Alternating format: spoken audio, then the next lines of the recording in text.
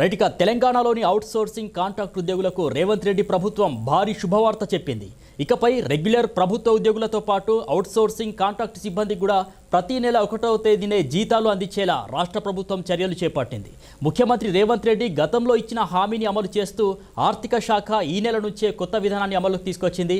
రాష్ట్రంలోని వివిధ ప్రభుత్వ శాఖలు, కార్పొరేషన్లు, సొసైటీలు, యూనివర్సిటీలు, అదేవిధంగా ప్రభుత్వ అనుబంధ సంస్థల్లో పనిచేస్తున్న అవుట్ సోర్సింగ్ కాంట్రాక్ట్ ఉద్యోగులకు భారీ ఉపశమనం కలిగింది. ఈ నేపథ్యంలోనే వారి అకౌంట్లలో జూలై 1వ తేదీనే జీతాలు జమ చేసినట్లు ఇప్పటికే రాష్ట్ర ఆర్థిక శాఖ వెల్లడించింది. గతంలో జీతాలు ఆలస్యంగా రావడంతో ఉద్యోగులు ఆర్థిక ఇబ్బందులు ఎదుర్కొంటున్న నేపథ్యంలో రేవంత్ రెడ్డి ప్రభుత్వం ఈ కీలకమైనటువంటి నిర్ణయం తీసుకుంది. కాంట్రాక్ట్ అవుట్ సోర్సింగ్ ఉద్యోగులు కూడా ప్రభుత్వ ఉద్యోగుల మాదిరిగానే నిర్ణీత తేదీన జీతాలు పొందేలా చర్యలు తీసుకోవాలని సీఎం రేవంత్ రెడ్డి ఇటీవల నిర్వహించినటువంటి సమీక్షలో అధికారులకు ఆదేశించారు. ఈ మేరకు ఆర్థిక శాఖ అన్ని శాఖలకు స్పష్టమైనటువంటి మార్గదర్శకాలను కూడా జారీ చేసింది. తాజాగా విడుదల చేసిన నిబంధనల ప్రకారం ప్రతి నెల 25వ తేదీలోగా సంబంధిత శాఖల జీతాల బిల్లులను ట్రెజరీ, పే అండ్ అకౌంట్స్ విభాగాలకు సమర్పించాల్సి ఉంటుంది.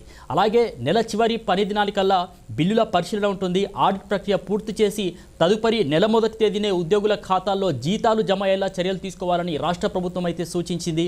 ఈ నెల బిల్లులు సకాలంలో అందిన అన్ని శాఖల ఉద్యోగుల ఖాతాల్లో జీతాలు జమ చేసినట్టు ఆర్థిక శాఖ అధికారులు సీఎం రేవంత్ రెడ్డికి నివేదిక కూడా ఇప్పటికే సమర్పించారు. రేవంత్ రెడ్డి ప్రభుత్వం తీసుకున్న ఈ నిర్ణయంపై రాష్ట్ర వ్యాప్తంగా అవుట్ సోర్సింగ్ కాంట్రాక్ట్ ఉద్యోగులు హర్షం వ్యక్తం చేస్తున్నారు.